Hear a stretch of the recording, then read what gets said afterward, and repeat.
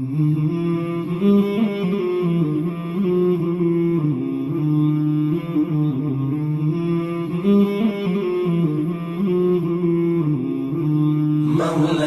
صل وسلم دائما أبدا على حبيبك خير الخلق كلهم. مولاي صل وسلم دائما أبدا على حبيبك خير الخلق كلهم.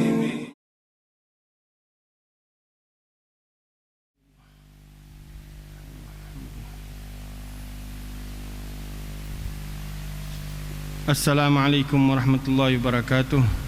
Bismillahirrahmanirrahim. Alhamdulillahirabbil alamin. Wassalatu wassalamu ala sayyidil mursalin wa imamil muttaqin sayyidina wa habibina wa syafi'ina wa qurrati a'yunina wa nur qulubina Muhammadin wa ala alihi wa sahbihi ajma'in. Qala Syekhul Muallif rahimahullahu taala wa adaman naf'a bihi wa bi barakati ulumihi wa bikum fid darain amin radhiyallahu ankum. Qala radhiyallahu ankum faslun al-ma'u qalilun wa kathirun. Al-qalilu ma duna al-gullatain wal kathiru gullatani fa akthar. Al-qalilu yatanajjasu bi wuqu'in najasati fihi wa in lam yataghayyar. Wal ma'ul kathir la yatanajjas illa idza taghayyara ta'muhu aw launuhu aw rihuhu. Hadirin hadirat wabil khusus para Dewan Guru, Dewan Syura kita, Al-Habib Nabil bin Muhammad bin Fuad bin Abdurrahman bin Al-Musawa, Habib Ali bin Abdurrahman, Al-Habsyi Habib Bagir bin Al-Yahya, Ananda Al-Habib Muhammad bin Al-Arif Billah, Al-Habib Munzir, Wal-Habib Hasan bin Al-Munzir bin Fuad bin Abdurrahman Al-Musawa, yang mudah-mudahan kita doakan selalu beliau-beliau semuanya dalam rahmat Allah Subhanahu wa taala, maghfirah Allah Subhanahu wa taala, ridwanullah al-akbar, dalam mencapai daripada tingkatan yang tertinggi di dalam ridha Allah Subhanahu wa taala, yang terus mengayomi kita, mengajarkan kita, mendidik kita semua syariatnya Rasulullah sallallahu alaihi wasallam yang begitu indah, yang begitu mendamaikan hati, menyejukkan sanubari kita, pikiran kita, badaniah kita terasa tersiram dengan cahaya Allah Subhanahu wa taala, yang mudah-mudahan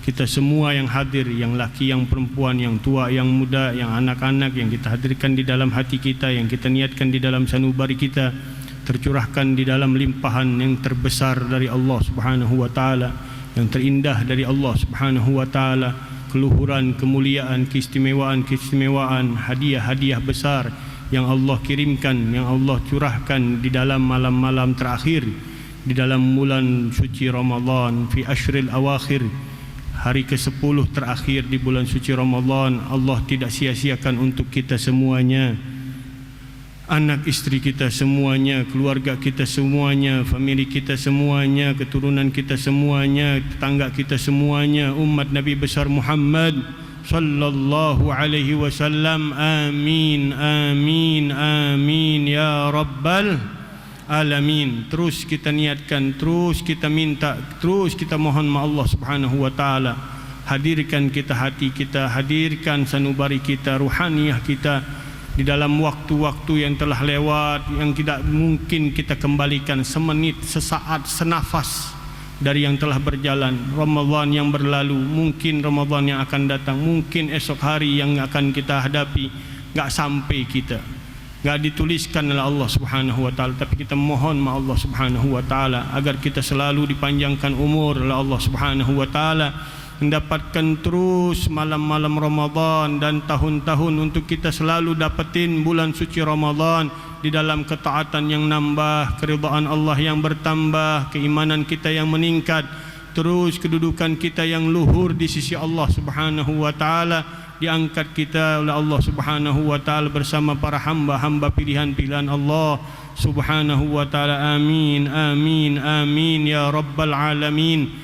Dan cari terus malam-malam Lailatul Qadar, karena anjuran Rasulullah sallallahu alaihi wasallam untuk kita persiapkan diri kita untuk nyari, iltamisuha, kata Rasulullah sallallahu alaihi wasallam, carilah malam Lailatul Qadar yang merupakan keistimewaan untuk kalian umatku. Nabi besar Muhammad sallallahu alaihi wasallam enggak dikasih umat-umat terdahulu, hanya untuk umatku, umat Rasulullah sallallahu alaihi wasallam disediakan malam yang lebih daripada 1000 bulan. Bukan hanya sebanding dengan 1000 bulan, tapi lebih baik dari 1000 bulan. Kata ulama bisa ratusan tahun jumlahnya, bisa ribuan tahun jumlahnya, tergantung persiapan hambanya ketika menghadapi malam Lailatul Qadar, malam yang disediakan oleh Allah Subhanahu wa taala khusus untuk kita umatnya Nabi besar Muhammad sallallahu alaihi wasallam. Berarti kalau kita merasakan, melihat dari keagungan malam Lailatul Qadar yang diberikan oleh Allah Subhanahu wa taala, pada malam hari itu istighfar kita, istighfar yang lebih baik daripada 1000 bulan. Rakaat kita lebih baik daripada 1000 bulan. Selawat kita lebih baik daripada 1000 bulan. Kapan lagi kita dapetin? Kapan lagi kita mau ngambil keistimewaan tersebut, hadiah besar tersebut dari Allah Subhanahu wa taala, kalau nafas, hari, malam kita sia-siain terus, waktu-waktu kita terus lalai dan penuh dengan waliyadzubillah, lupa dari Allah, jauh dari Allah, lupa dari Rasulullah, jauh dari Rasulullah sallallahu alaihi wasallam. Pantasnya kita menangis menjerit dengan Allah Subhanahu wa taala sampai sudah malam 23. Ya Allah, ya Allah, Engkau sampaikan kami malam 23, malam ganjil, malam yang diperintahkan kami untuk mencari daripada malam-malam autar di ashril awakhir. Belum terasa di dalam badaniyah kami, di dalam ruhaniyah kami, di dalam sanubari kami, di dalam hati kami. Ya Allah, kenikmatan yang Kau berikan kepada hamba-hamba mulia, hamba-hambamu yang agung, yang mereka berada di dalam hadrah-Mu yang tinggi, di dalam hadrah Nabi Muhammad sallallahu alaihi wasallam. Ya Allah, di malam hari ini ya Allah, kesungguhan yang diminta oleh para guru-guru kami, semangat yang diinginkan oleh guru-guru kami, ya Allah, timbulkan ya Allah, di dalam terbitkan di dalam sanubari cahaya Rasulullah sallallahu alaihi wasallam yang terang benderang. Telah banyak kami lewati kisah-kisah daripada para sahabat Rasulullah, sahabat Badar, sahabatnya Rasulullah sallallahu alaihi wasallam yang berjuang dengan Rasulullah, dan kisah daripada baginda Rasulullah sallallahu alaihi wasallam yang setiap malam di ashrul awakhir ya'tazir, syadda mi'zarah wa aygala ahlah wa qama lailah. Keraskan ikat pinggangnya, bangunkan keluarganya, dihidupkan malamnya kepada Allah Subhanahu wa taala, bukan untuk dirinya, bukan untuk keluarganya, bukan hanya untuk kita umatnya, bahkan umat-umat terdahulu masuk di dalam doa dan munajatnya Rasulullah sallallahu alaihi wasallam, karena beliaulah yang akan menjadi saksi di depan Allah Subhanahu wa taala. Kaifa idza ji'na min kulli ummatin bi syahid wa ji'na bika ala haula'i syahida. Saksi di hadapan Allah atas semua perjalanan hidup manusia dari semenjak Adam sampai hari kiamat Rasulullah sallallahu alaihi wasallam. Mudah-mudahan kita masuk di dalam doa dan munajatnya Rasulullah. Ya Allah, kalau lidah kami keluh, kalau lidah kami berat, ya Allah, gabungkan doa-doa kami dengan doanya Rasulullah, munajat kami dengan munajatnya Rasulullah di malam-malam mulia, di hari-hari yang mulia, di bulan suci Ramadan. Para hamba-Mu menyodorkan diri mereka, bersimpuh di hadapan Engkau ya Allah. Semua manusia-manusia luhur, manusia-manusia agung, manusia-manusia mulia di hadapan-Mu ya Allah, mengharap kasih sayang, mengharap maghfirah, mengharap ridwanullahil akbar, mengharap itqun minan nar.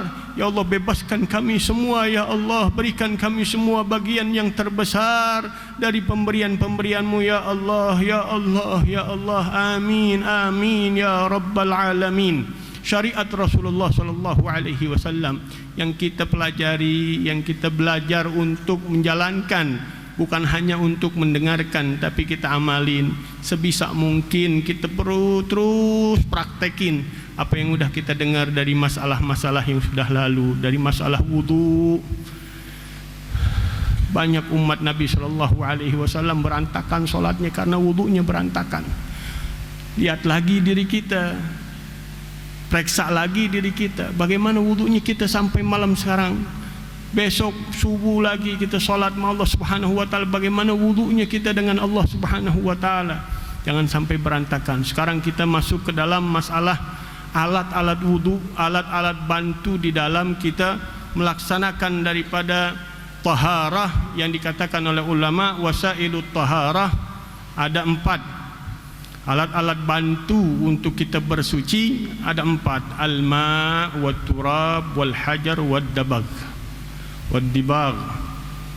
Alat-alat bantunya yang pertama air, kemudian yang kedua debu, yang ketiga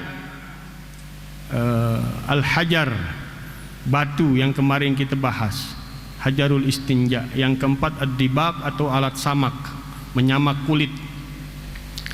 Yang pada hakikatnya kata ulama asal usulnya yang menyucikan hanya satu, yaitu air. Yang lain-lain hanya mengurangi, mengganti. Kalau tidak adanya air, dibantu dengan alat bantu yang lain yang meringankan, karena pada hakikatnya ketiga daripada alat-alat bantu ini tidak menghilangkan najis, tapi hanya mengurangi porsi dari najis tersebut untuk kita bisa melaksanakan ibadah. Debu untuk kita bertayamum, kemudian hajarul istinja untuk kita menghilangkan najis, tapi bukan menghilangkan, mengurangi najis.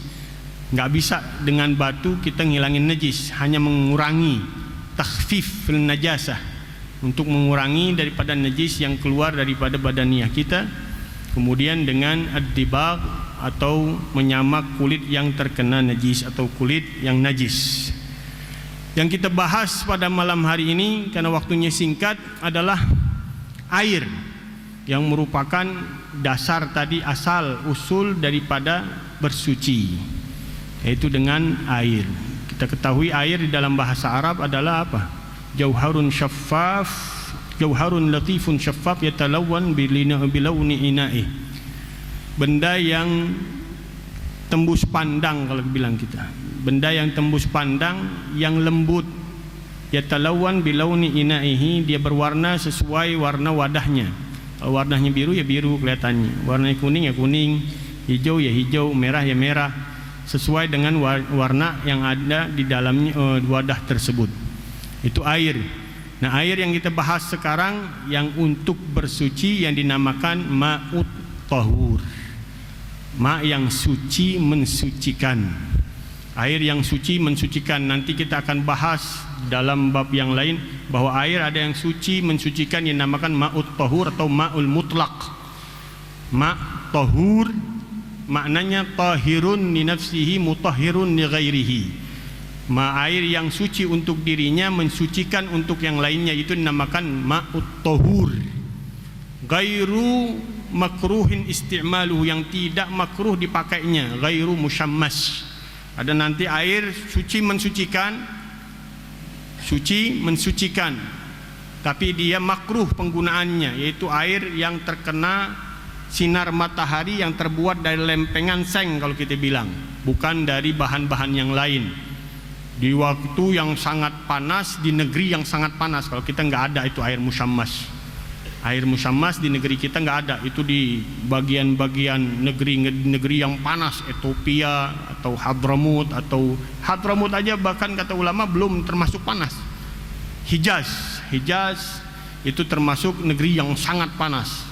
Panasnya Hadramut pernah sampai 57 derajat. Itu nggak dianggap panas ulama. Kita 40 ngerendam. Kita 40 nggak ada yang keluar rumah, kalau bisa AC digedein sekencang-kencangnya. Itu kita 40 aja.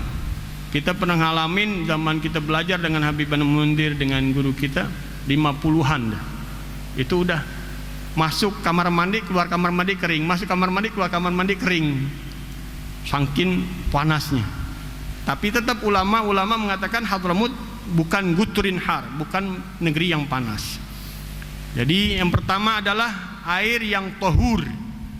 Maknanya tahur, suci untuk dirinya, airnya suci, bisa mensucikan yang lainnya, mensucikan diri seorang dari najisnya, dari hadasnya. Air itu dinamakan tahur. Kata Rasulullah sallallahu alaihi wasallam, innal ma'a tahur tahurun la yunajjisuhu syai'un. Sungguhnya air yang suci mensucikan tidak bisa dinajiskan dengan sesuatu. Nah, dari sini berbeda pendapat ulama. Ada yang akan kita bahas. Imam Malik mengatakan air mutlak, nggak ada sedikit, nggak ada banyak. Karena dengan dalil innal ma'a tahurun la yunajjisuhu syai'un.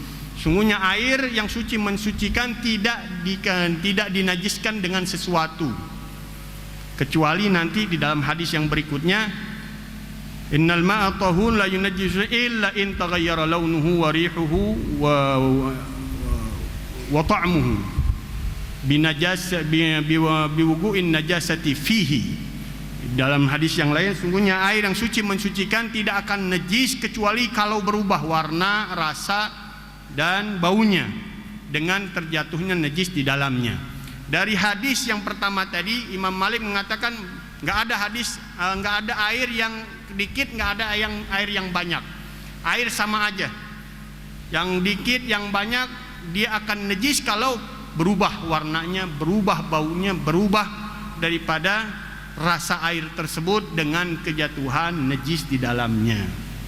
Ini para habaib mengatakan, kalau aku nggak malu dengan Imam Syafi'i, aku akan pakai madhabnya Imam Malik di dalam masalah air. Lebih ringan, lebih gampang madhab Imam Malik. Soalnya masalahnya kalau ada yang sedikit, ada yang banyak, repot nanti. Yang sedikit kena najis saja, udah dia najis namanya. Nggak pakai ngelihat banyak, nggak pakai melihat perubahan. Itu madhab kita Imam Syafi'i. Imam Syafi'i, Imam Ahmad bin Hanbal dan Imam Abu Hanifah mengatakan tidak. Air ada sedikit, air ada yang banyak, tapi beda-beda kategori sedikit dan banyaknya. Imam Ahmad bin Hanbal, air yang banyak dikatakan air yang, kalau kita bilang, yang ditepuk bagiannya, yang lainnya nggak bergetar. Bagian sisinya 10 meter kali 10 meter deh kalau kita bilang. Ashrin fi ashrin, kata Imam Ahmad bin Abu Hanifah. Air yang banyak itu air yang kalau kita tepuk bagian sisinya, yang sisi yang ujung yang lain tidak bergetar deh. Banyak kalau kita bilang air kulem tuh. Kulem renang deh kalau bilang. 10 meter kali 10 meter. Air apa tuh? Ashrun fi ashrin, kata Imam Abu Hanifah. Tapi Imam Syafi'i di sini mengatakan gullatan. Al-ma'ul kullatan, 2 kulah yang dikategorikan di dalam literan Indonesia 245 liter. 245 liter. Kalau literan Trim 562,5 liter. Kalau literan Baghdad 600 liter. 500 liter, 500 liter. 500 liter ukuran Irak. Setiap negeri mungkin ukuran literannya beda-beda. Kalau mau gampangnya, kata guru kita, tahu black kaleng minyak yang gede itu, kaleng black. Nah, 10 black itu 2 kulah. 10 black kaleng minyak dagang tuh, minyak yang curah, minyak kalengnya bukan ya, kalau bukan drigen, yang kaleng. Dulu kita tahu tuh kalengannya. 10 itu 2 kulah. Itu dalam madhab kita Imam Syafi'i, ada air yang sedikit dan air yang banyak. Dikatakan di sini faslun al-ma'u galilun wa katsir. Air ada yang sedikit, ada yang banyak. Yang kita bahas sekarang adalah air sedikit dan yang banyak. Yang sedikit madunal kullatain, yang kurang dari 2 kullah. Dari 246 kurang 2 liter aja udah dinamakan dia kurang dari 2 kullah. Dimaafkan rubuk liter, 1/4, gak sampai seliter, kan berat. 245 air kalau kejatuhan najis, air sedikit itu dinamakan najis, walaupun gak berubah. Ada gak yang buang-buang air situ banyaknya? Itu sekulem tuh. Itu ukuran murabba, ukuran kulem yang kecil, zira' wa rubu'. 1 zira' dari ujung jari-jari ke sikut, itu namanya zira'. Tambahin 1/4-nya, dibagi 4, seperempatnya. Kalau kita 60 cm ya. Kalau mau amannya 70 cm deh. 70 cm. Tangannya tangan yang mu'tadil soalnya. 70 cm kali 70 cm kali 70 cm. Lebar, tinggi, dalam 70 cm. Yang kotak seperempat kotak apa namanya? Apa namanya sih? Yang apa namanya? Allah, ini kayaknya pada tidur nih. Kotak yang sama ukurannya, tinggi, lebar sama panjangnya sama. Itu 70 kali 70 kali 70. Itu kalau kotak. Kalau bundar yang kita pakai ember, 2 zira ke dalam, 1 zira lebar. Ke dalamnya 2 zira, 2 sikut ke dalamnya. Lebarnya 1 zira. Kalau kita pakai ember yang bundar. Kalau segitiga hitung sendiri. Kerjain aneh. Suruh ngitung bahasa matematika lagi. Jadi yang kalau kulemnya segi 4. Astagfirullahaladzim, susah banget tuh bahasa. Segi 4. 60 kali 60 kali 60. Atau kalau mau aman 70 cm kali 70 cm kali 70 cm. Ini untuk bikin rumah yang bikin kulem jangan kurang dari 2 kula. Soalnya masalahnya apa? Kalau kurang dari 2 kula, kejatuhan najis, cicak jatuh plek. Walaupun cicak sebenarnya termasuk hewan yang apa? La damalaha sa'il. Hewan yang tidak ada darah mengalir, ketika dibelek darahnya nggak muncrat. Itu namanya hewan yang tidak darahnya ngalir. Hewan yang kalau kita belah bagian badannya, tubuhnya tidak ada darah memancar, itu dinamakan darahnya nggak ngalir tuh hewan. Semua darah punya hewan darahnya ada, tapi darahnya ada yang mancer, mengalir, ada yang diam kali di badannya. Nah, hewan terbesar katanya cicak. Tapi kalau cicak itu disengaja sama anak kita masukin, atau lalat kita masukin, airnya cuma 200 liter.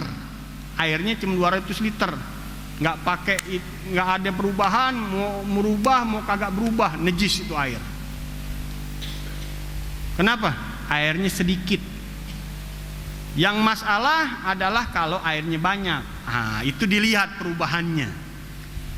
Wa katsirun, yang air yang banyak adalah air yang 2 kulah lebih dari 245 liter.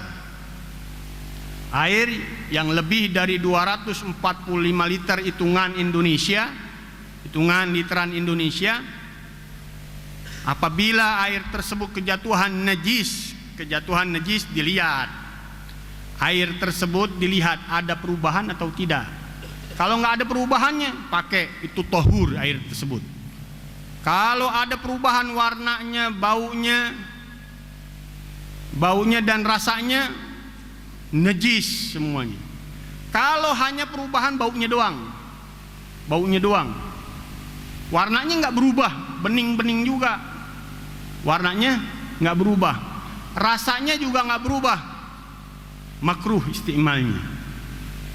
Kalau bergabung antara warna dan rasa, najis.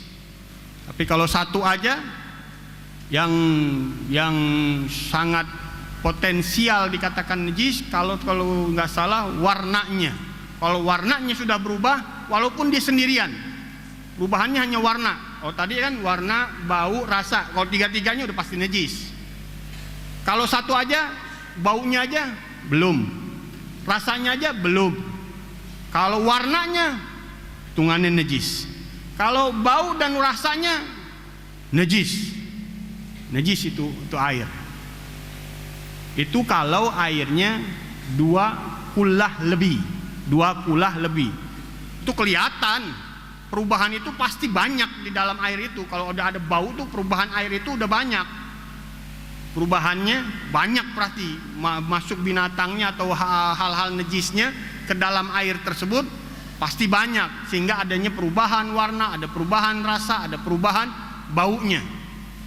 Kalau perubahannya sedikit, tadi tuh kalau perubahannya sedikit, kalau hanya warnanya aja dimaafin. Kalau warna baunya aja dimaafin sama ulama. Kalau baunya aja dimaafin sama ulama, tapi kalau warnanya nggak dimaafin sama ulama, nggak boleh dipakai. Itu kalau airnya banyak. Beda kalau airnya sedikit. Hitungannya sedikit berapa? 243 liter. Karena kurang 244 liter kalau hitungan Indonesia. Wah, banyak banget itu. Makanya berat sekali Imam Syafi'i. Makanya para habaib mengatakan kalau aku nggak pakai adab dengan Imam Syafi'i, aku akan pakai daripada madhabnya Imam Malik di dalam masalah air. Imam Malik nggak ada kelihatan air berubah itu najis, nggak ada perubahannya di warna, di bau dan rasanya nggak najis, udah begitu aja Imam Malik. Tapi Imam Syafi'i sangat teliti, sangat perhatian dalam hadis-hadis yang lain yang tadi Rasulullah Shallallahu Alaihi Wasallam riwayatnya idza balagal ma'ul kullatain lam yahmilil khabath, atau lam yanjus di dalam riwayat yang lain. Kalau sampai air 2 kula dia tidak bisa ternejiskan dengan sesuatu kecuali tadi kalau berubah warna, rasa dan baunya. Dari situ diberi kategori air, ada yang sedikit, air ada yang banyak. Wal qalilu madunal kullatain, yang sedikit yaitu yang kurang dari 2 kulah. Wal katsiru kullatain, yang banyak yaitu 2 kulah lebih, fa aktsar. Al qalilu yatanajjasu bi wuqu'in najasati fi, yang sedikit akan terjadi menjadi najis. Air ada yang tadi saya bilang kalau ringkasnya sebenarnya ringkas air ada yang tahirun atau tahur, ada yang musta'malun, ada yang mutanajjisun. Mutanajjis, ada yang najis. Beda antara air yang mutanajjis, air yang najis. Yang pertama tahirun mutahhirun, tadi itu air yang suci mensucikan. Kemudian air yang tahirun aja, ghairu mutahhirin, yaitu mak musta'mal, air yang sudah dipakai buat untuk ngangkat untuk bersuci, untuk kewajiban yang bersuci, agak panjang itu. Kullu mastu'mila fi fardhi taharah, itu dinamakan musta'mal. Setiap air yang sudah digunakan untuk menyucikan bagian yang pertama yang wajib di dalam setiap berwudu, atau air yang dipakai untuk mengangkat hadas besar, itu dinamakan air itu musta'mal. Kalau bahasa Indonesianya sebenarnya air yang udah dipakai, tapi itu nggak bahasa fikihnya.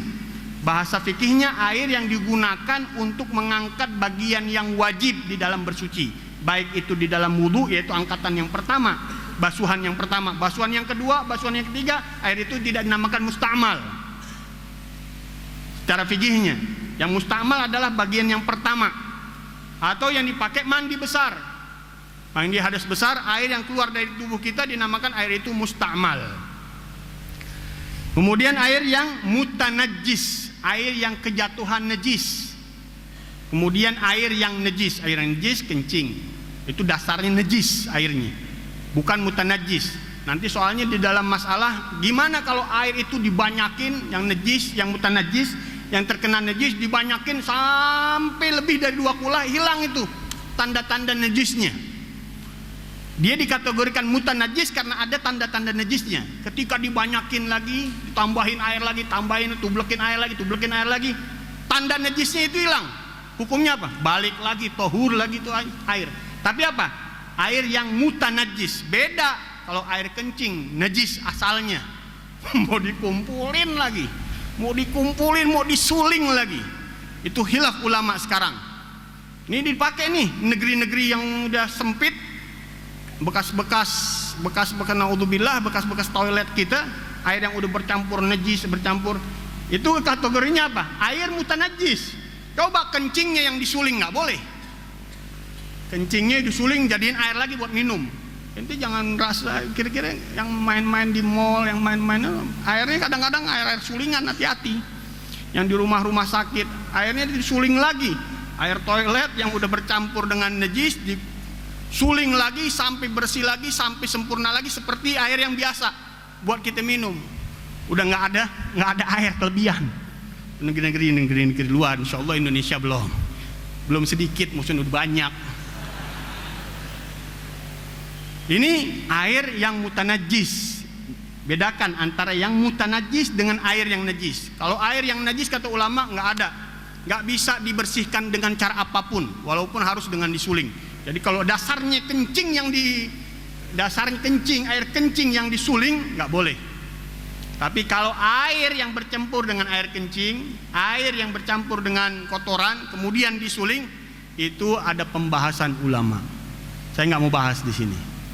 Karena bahasannya bahasan fatwa dan saya bukan ahli fatwa. Itu nanti nanya kepada ahli fikih kalau memang ada orang-orang yang punya kepentingan. Kayaknya sih orang-orang nggak ada yang punya kepentingan nih. Bukan bos-bos semuanya nih. Kalau yang bikin apartemen, yang bikin tower-tower, nah, dia punya kepentingan tuh membahas masalah itu. Mudah-mudahan kita paham. Al-galilu yatanajjasu biwugu'in najasati fihi. Yang sedikit akan najis dengan kejatuhan benda najis di dalamnya. Wa in lam yataghayyar. Itulah Imam Syafi'i beratnya. Walaupun enggak ada perubahan. Air tersebut jatuhnya najis. Gimana, Beb? Jangan dibuang. Kata ulama jangan dibuang, tambahin airnya. Sampai najis yang tadi kelihatan tanda-tandanya dan ciri-cirinya hilang. Balik lagi hukumnya kepada suci mensucikan. Kadang-kadang mentang-mentang dia baru belajar fikih dibuang aja itu air seember. Sayang, balikin lagi ke asalnya 2 kulah lebih dia. Dan lihat kalau memang tidak ada perubahannya bisa dijadikan alat untuk bersuci kembali. Wal ma'ul katsir la yatanajjas illa idza taghayyara ta'muhu aw launuhu rihuh. Dan air yang banyak tidak akan najis kecuali kalau berubah warna, rasa dan baunya. Mudah-mudahan yang singkat tapi menjadi benar-benar pandangan kita, hati-hati di dalam penggunaan air, dalam memakai air, dan semua anugerah dari Allah Subhanahu wa taala. Air ini ibarat ilmu kalau sedikit gampang kena najis, tapi ilmu kalau udah banyak agak sulit terbawa dengan najisnya. Apalagi ilmunya yang mengandung nur, ilmu yang mengandung cahaya. Kalau sudah banyak cahaya nur daripada dalam diri seseorang, nggak bakal terbawa dengan apapun daripada godaan-godaan yang ada di depannya yang menajiskan dirinya. Mudah-mudahan Allah Subhanahu wa taala berikan kita ilmu-ilmu yang banyak daripada cahaya-cahaya Allah, cahaya-cahayanya Rasulullah sallallahu alaihi wasallam. Amin ya rabbal alamin. Kita minta Habib Bana Bagir untuk membacakan dzikrul jalalah dan menutup daripada pengajian kita. Alayhi tafaddal mashkura.